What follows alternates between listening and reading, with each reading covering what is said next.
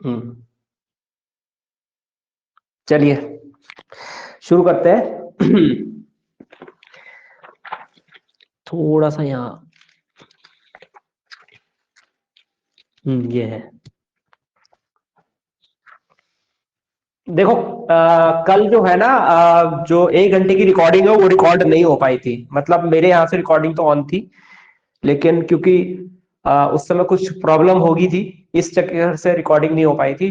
तो जो मैंने 1.5 घंटा पढ़ाया था उसमें से आधे घंटे की रिकॉर्डिंग आई है, तो बचे हुए 1 घंटे की रिकॉर्डिंग जो है, जो मैंने कल पढ़ाया था, वो मैं अभी शुरू कर रहा हूँ। अभी शुरू कर रहा हूँ और उसके बाद आज की 1.5 घंटे की क्लास अलग चलेगी।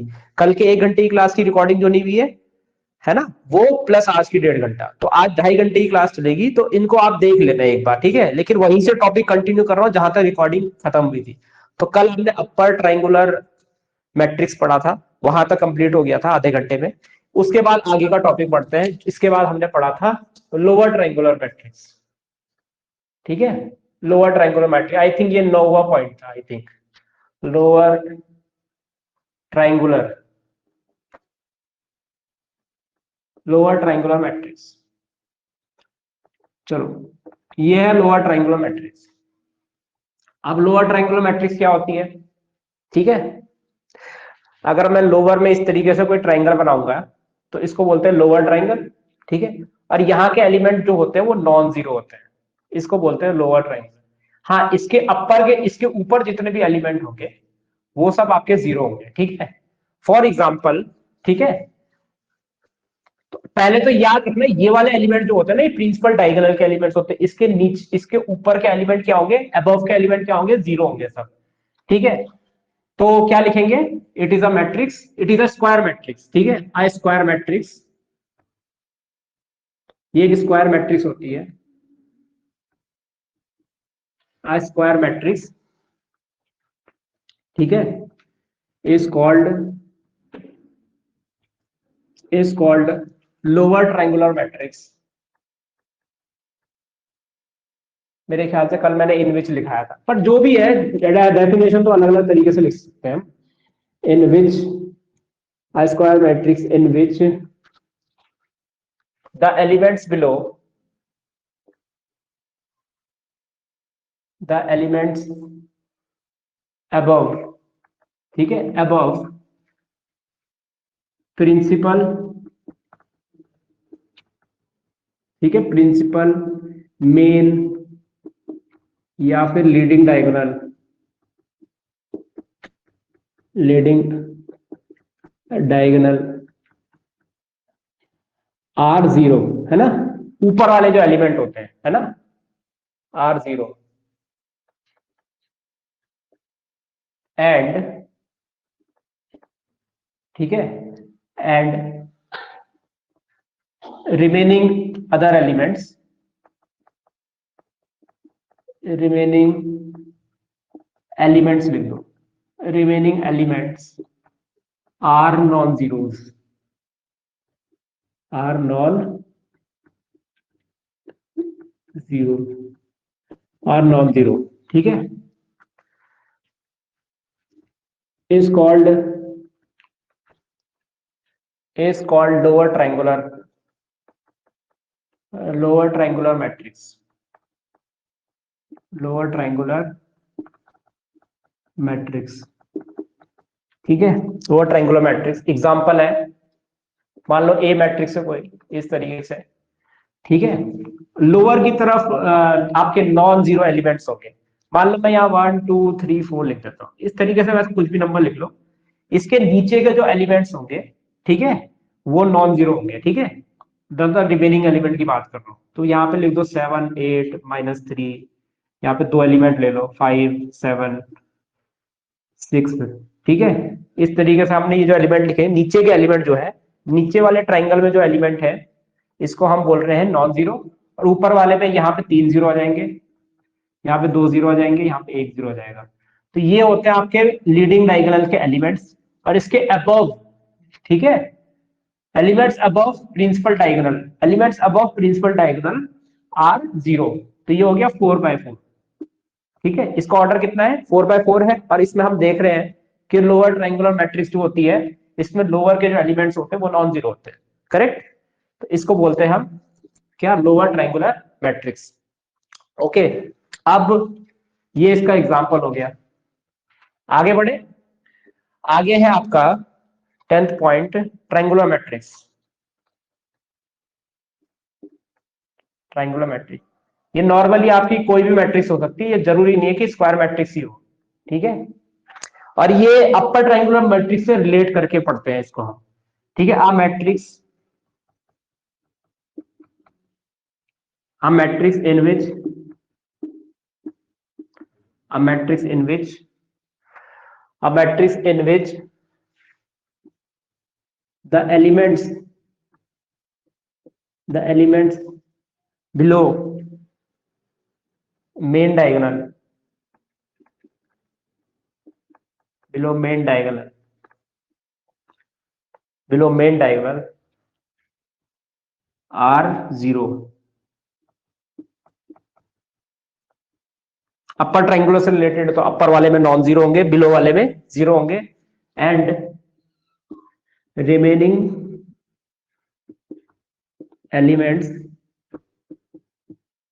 Remaining elements are non zero. इधर इसको इन्वर्टेड कॉमा लगा देते हैं बिलो ये, ठीक है। और रिमेनिंग एलिमेंट्स क्या होंगे, नॉन जीरो होंगे। एग्जाम्पल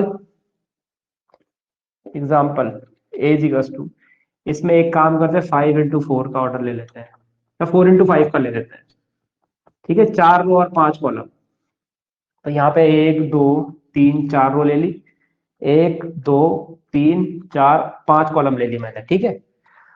तो क्या बोल रहा है क्वेश्चन, बोल रहा है कि बिलो के एलिमेंट्स आपको जीरो करने हैं प्रिंसिपल डायगोनल के। तो मैं एक काम करता हूँ, यहाँ पे 1 लिखता हूँ इस वाले में, इसके नीचे यहाँ पे 2 लिखता हूँ दूसरी रो, और दूसरी उसमें यहाँ पे मैं 3 लिख रहा हूँ तीसरी रो इसमें, और चौथी रो में यहाँ 4 लिख रहा हूँ, ठीक है। अब इसके बिलो जितने भी एलिमेंट्स होंगे जीरो होंगे, तो यहाँ पे 0, 3 के बगल में 0, और 4 के इस साइड में 0, 2 के इधर में 0, इधर में 0, 3 के नीचे 0, ये सब क्या होंगे, बिलो, सबके सब 0 होंगे। बाकी इस side remaining element non zero होंगे। 7 लिख दो, 8 लिख दो, 5 लिख दो, 10 लिख दो, 13 लिख दो, -17 लिख दो, ठीक है। 23 लिख दिया। फिर इसके बाद 2 जगह और है यहाँ, है ना, क्या लिखे, 31 लिख दो, 61 लिख दो, 72 लिख देते हैं, चलो, ठीक है। तो ये एग्जांपल है आपका क्या, ट्रायंगुलर मैट्रिक्स का, ठीक है। अपर ट्रायंगुलर मैट्रिक्स से रिलेटेड ये, ठीक है, जुड़ा हुआ है, लेकिन ये स्क्वायर मैट्रिक्स नहीं होती है, इसका आपको ध्यान रखना है, ठीक है।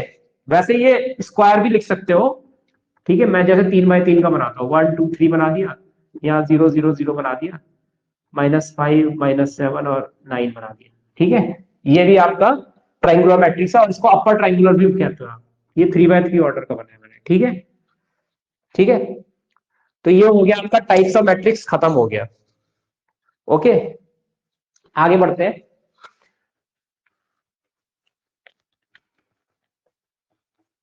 एक क्वेश्चन कर लेते हैं हम,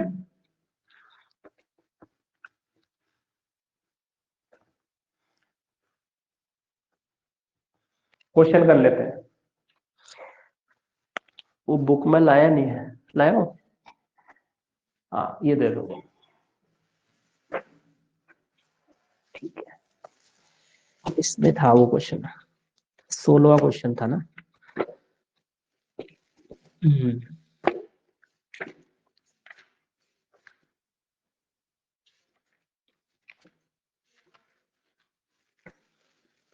ठीक है, एक क्वेश्चन करते हैं, इंपॉर्टेंट है ये, पेपर में आ सकता है,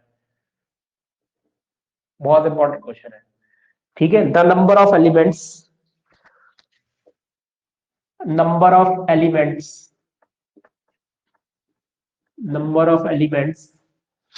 number of elements that a square matrix of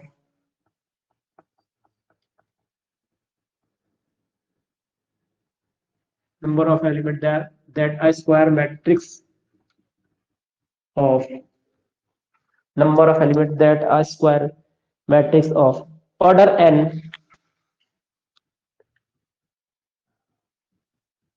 order n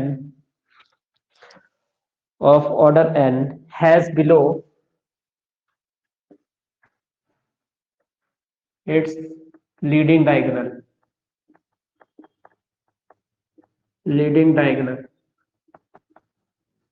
is below its leading diagonal has below its leading diagonal is, ठीक है। ऑप्शन ए है n+1/2, ऑप्शन बी है n-1/2, ऑप्शन सी है n-1 n-2/2 और option D है n+1 n+2/2। ये option है, ठीक है। अब देखिए इस क्वेश्चन को कैसे करना है। दो तरीके हैं इसके। मेथड 1, ठीक है। पहला मेथड क्या होगा इसमें, पहला मेथड, ठीक है, नंबर ऑफ एलिमेंट दैट है square matrix of order N has below its leading diagonal, ठीक है। सबसे पहले ना इसमें आप एक नंबर पुट कर लो, ठीक है। मान लेते हैं कि हम ऑर्डर 3 की एक मैट्रिक्स देते हैं। देखो बहुत छोटा भी नहीं लेना है, मान लो आपने 1 ऑर्डर का ले लिया तब गड़बड़ हो जाएगी, और ये भी हो सकता है कि आपके 2 आंसर आए। इसलिए कम से कम ऑर्डर जो लेना है आपको 3 लेना है। 2 में भी काम चल सकता है, लेकिन 2 में भी मत ले, थोड़ा बड़ा ले लो। जैसे n = मान लो मैंने 3 ले लिया। अब एक काम करते हैं, अगर ऑर्डर 3 है तो 3/3 की एक स्क्वायर मैट्रिक्स बना रहा हूं मैं इस तरीके से, ठीक है। ये मैंने बना दिया। अब ये देखो कि जो 3/3 की मैट्रिक्स होती है उसमें टोटल कितने एलिमेंट होते हैं, 9 एलिमेंट होते हैं। जैसे मान लो मैं यहाँ पे 1 2 3 ऐसे लिख देता हूँ, 4 5 6 7 8 9, ये 9 एलिमेंट, ये 9 नंबर मैंने लिख दिए। अब आप गौर से देखोगे, यहाँ पे देखोगे तो वो बोल रहा है क्वेश्चन में कि लीडिंग डायगोनल के बिलो कितने एलिमेंट हैं। लीडिंग डायगोनल, ये लीडिंग डायगोनल के एलिमेंट है, इसके बिलो अगर आप देखोगे, ठीक है, 4 7 8, ये 3 एलिमेंट, ठीक है। तो बेसिकली प्रैक्टिकली एक्सपेरिमेंटली हमने देखा कि हाँ भाई लीडिंग डायगोनल के बिलो 3 एलिमेंट है। अब मैं क्या करूंगा ना, एन की वैल्यू क्योंकि 3 है, ऑप्शन में मैच करूंगा कि 3 किस में आ रहा है, ठीक है। ऑप्शन ए अगर मैं करूं तो यहाँ 3 रखूंगा, तो 3 × 4/2, अच्छा 2 से ये कट गया तो यहाँ पे आ जाएगा 6, तो 6 और 3 मैच नहीं कर रहा, तो ऑप्शन ए तो नहीं होगा, बी ऑप्शन होगा। अगर मैं यहाँ पे 3 पुट करता हूँ तो 3 × 2/2, ये इससे कैंसिल हो गया, ये 3 आ गया, मतलब कि बी ऑप्शन मैच कर गया। ये आंसर हो सकता है, और भी देख लेते हैं, ठीक है, और भी चेक करो, हो सकता है दूसरा ऑप्शन भी 3 ला रहा हूं। तो अगर 3 - 1 कितना होगा 2, और 3 - 2 होगा हमारा कितना 1 डिवाइडेड बाय 2, ये भी कैंसिल होके 1 आया, ये भी आंसर नहीं है क्योंकि 3 नहीं आ रहा है। डी ऑप्शन में करेंगे तो 3 + 1 4 होगा, इंटू 3 + 2 5 होगा, डिवाइडेड बाय 2 होगा, तो ये आ गया 10, ये भी नहीं है आंसर। तो आंसर क्या होगा, ऑप्शन बी। तो ये आंसर हो गया। ये है मेथड 1, मतलब कोई भी आप एक नंबर पुट करो और उसके बाद देख लो भाई कौन सा आंसर मैच कर रहा है, एक एक्सपेरिमेंट भी करो, हाँ भाई ठीक है यहाँ पे मुझे 3 दिख रहा था, 3 हो गए, ठीक है। अब दूसरा मेथड इसका क्या है मैं आपको बताता हूं। दूसरा मेथड ये है, ठीक है, हालांकि मैं आपको बता दूं इसमें पहले आप एन की वैल्यू रखोगे फिर चारों ऑप्शन चेक करोगे तो थोड़ा टाइम लेता है ये, ठीक है। हो तो जाता है लेकिन टाइम ले लेता है क्वेश्चन ये, और पेपर में टाइम की बहुत इंपॉर्टेंस होती है। तो अगर आपको जल्दी करना है ना तो मेथड 2 आपके काम आएगा, ठीक है। कुल मिला के बात ये है, इसमें हम कोई वैल्यू पुट नहीं करेंगे मेथड 2 में। अगर कोई मैट्रिक्स बताइए एन ऑर्डर की है तो इसमें टोटल नंबर ऑफ कितने एलिमेंट होते हैं, आप बोलोगे n² एलिमेंट होते हैं। जैसे फॉर एग्जांपल अगर किसी मैट्रिक्स का ऑर्डर 3 है तो उसमें 9 एलिमेंट होते हैं, 3 का स्क्वायर। कोई मैट्रिक्स अगर उसका ऑर्डर 2 है तो उसमें 4 एलिमेंट होते हैं। कोई मैट्रिक्स अगर उसका ऑर्डर 4 है तो उसमें 16 एलिमेंट होते हैं, यानी उसका स्क्वायर हो जाता है। तो इसी तरीके से एम मैट्रिक्स के अंदर कितने, उसका ऑर्डर n है तो उसमें टोटल नंबर ऑफ एलिमेंट्स होंगे n², ठीक है। टोटल एलिमेंट्स कितने होंगे n²। उसमें से आपको ये देखना है डायगोनल में कितने एलिमेंट्स है, ठीक है। तो अगर आप ध्यान से देखो ना तो 3/3 मैट्रिक्स में डायगोनल में 3 एलिमेंट होते हैं। अगर मैं 2/2 ऑर्डर लूंगा ना तो उसमें डायगोनल में 2 ही एलिमेंट होते हैं। तो जितना ऑर्डर होता है उतनी डायगोनल के एलिमेंट्स होते हैं। तो इस मैट्रिक्स का ऑर्डर n है तो इसके डायगोनल में भी n एलिमेंट्स होंगे। क्या करना है आपको, डायगोनल के एलिमेंट्स पहले ही माइनस कर देना है, क्योंकि देखो क्वेश्चन में आपको पूछा है लीडिंग डायगोनल के नीचे वाले एलिमेंट चाहिए, डायगोनल के एलिमेंट नहीं चाहिए। तो लीडिंग डायगोनल के नीचे वाले अगर आपको एलिमेंट चाहिए तो पहले तो डायगोनल के एलिमेंट्स को माइनस करो। अब मैं इसके अबव वाले एलिमेंट्स को हटा दूंगा, क्योंकि मुझे बिलो वाले चाहिए। बट एक चीज को गौर करो, अगर इस वाली एग्जांपल में भी आप देखोगे, जब आप डायगोनल के एलिमेंट्स को सर्कल करते हो, तो जितने एलिमेंट्स डायगोनल के नीचे होते हैं उतने एलिमेंट डायगोनल के ऊपर होते हैं। कोई भी मैट्रिक्स ले लो आप, ठीक है, जैसे मैं 4x4 ऑर्डर की लेता हूं मान लो, ठीक है, मैं 4x4 ऑर्डर ले रहा हूं, 4x4 डायगोनल में 1 2 3 4 लिख देता हूं। तो मान लो यहाँ पे 2 5 7 8 9 है ना, एन यहाँ पे 4। इस तरीके से यहाँ पे भी अगर आप देखोगे तो यहाँ पे आपके कितने एलिमेंट आ रहे हैं, 6 एलिमेंट आ रहे हैं। इसके नीचे भी 6 ही आएंगे, 2 3 4 मान लो यहाँ लिख दिया मैंने, 5 6, ये देखो 1 2 3 4 5 6 7 एलिमेंट इसमें आ रहे हैं। सॉरी 1 2 3 4 5 6 एलिमेंट यहाँ आ रहे हैं, 6 एलिमेंट यहाँ पे आ रहे हैं। तो इसका मतलब ये होता है कि जब आप लीडिंग डायग्राम के एलिमेंट्स को सर्कल लगा देते हो तो उसके बिलो जितने एलिमेंट होते हैं उसके ऊपर भी उतने ही एलिमेंट होते हैं। तो आपको कुछ नहीं करना है, ठीक है। जब आप, ये वो एलिमेंट है जो क्या है, जो या तो एन स्क्वायर माइनस एन, क्या है, एन स्क्वायर माइनस एन है, या तो ये एलिमेंट आपके बिलो में है या तो अबव में, ठीक है ना। तो ये वो एलिमेंट है, अगर मैं इसका आधा कर दूं, ठीक है, जितने एलिमेंट अबव में होते हैं उतने एलिमेंट बिलो में होते हैं।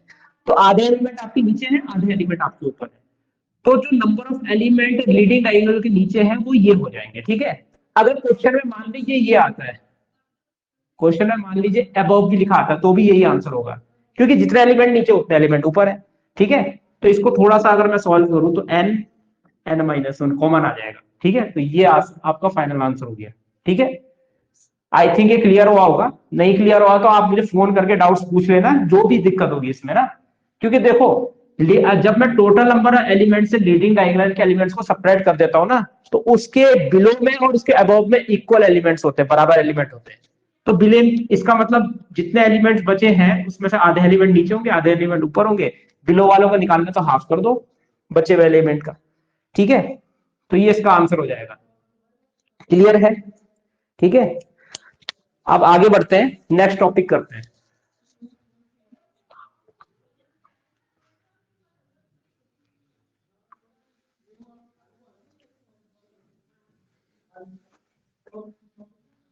टोटल एलिमेंट्स, उसमें ने डायगोनल के एलिमेंट्स को माइनस किया और आधा कर दिया बस, क्योंकि अबव और बिलो भी आपके उतने ही एलिमेंट है।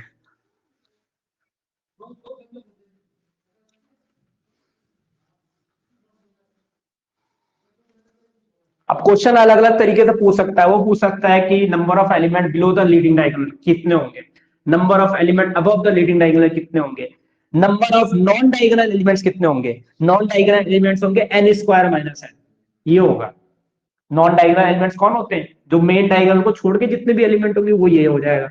तो क्वेश्चन कैसा भी आ सकता है, तैयार रहना आपको, ठीक है। अब पढ़ते हैं हम equal matrix,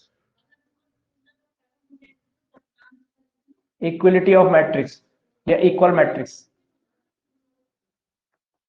matrices, equality of matrices, two matrices, two matrices A and B, A and B are called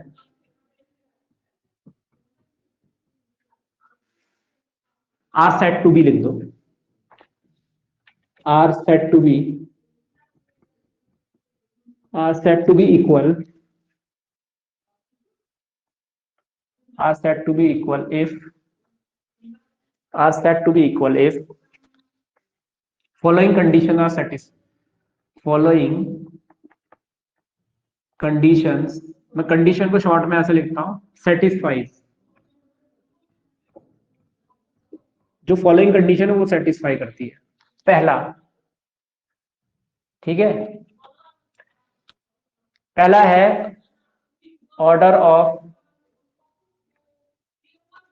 matrix A equal to order of matrix,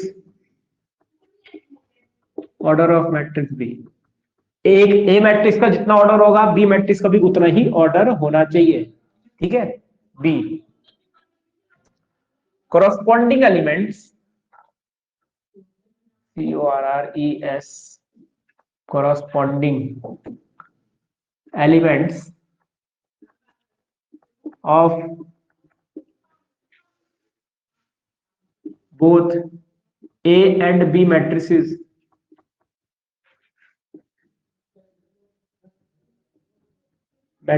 are equal या सेम भी बोल सकते हो, जो भी बोलना है ना, इक्वल है या सेम है। जो ए मैट्रिक्स का जो एलिमेंट होगा उसके कॉरस्पॉन्डिंग जो बी मैट्रिक्स का एलिमेंट होगा वो इक्वल होंगे। ठीक है, ये दो कंडीशन आती है। किसी किसी किताब में आपको तीन कंडीशन लिखी होती है। वो तीन कंडीशन क्या होती है? Number of rows of matrix A equal to number of rows of matrix B, ये लिखा होता है। दूसरे पॉइंट पे लिखा होता है number of column of matrix A equal to number of column of matrix B, ये लिखा होता है, जिसको मैंने एक ही पॉइंट में कवर कर दिया। दो पॉइंटों को एक ही में कवर कर दिया। जब पहली वाली मैट्रिक्स में जितनी रो है दूसरी वाली मैट्रिक्स में जितनी रो है वो बराबर है, और पहली वाली मैट्रिक्स में जितनी कॉलम है दूसरी वाली मैट्रिक्स में भी उतनी कॉलम है, वो बराबर है, तो दोनों का ऑर्डर ही सेम हो जाएगा ना। क्लियर है? ठीक है, तो दो पॉइंटों को एक ही पॉइंट में हमने कवर कर लिया। तीसरा है कि कॉरस्पॉन्डिंग एलिमेंट जो होते हैं दोनों मैट्रिक्स के, वो बराबर होते हैं या सेम होते हैं। ठीक है, ऐसा होता है। ठीक है, अब देखिए एक क्वेश्चन मैं आपको दे रहा हूं, ठीक है, उसको करके बताना जरा। बहुत इंटरेस्टिंग क्वेश्चन है, आसान है बट कई बार इसमें गलती हो जाती है, कई बार उस क्वेश्चन में गलती हो जाती है। ठीक है, फॉर व्हाट वैल्यूज ऑफ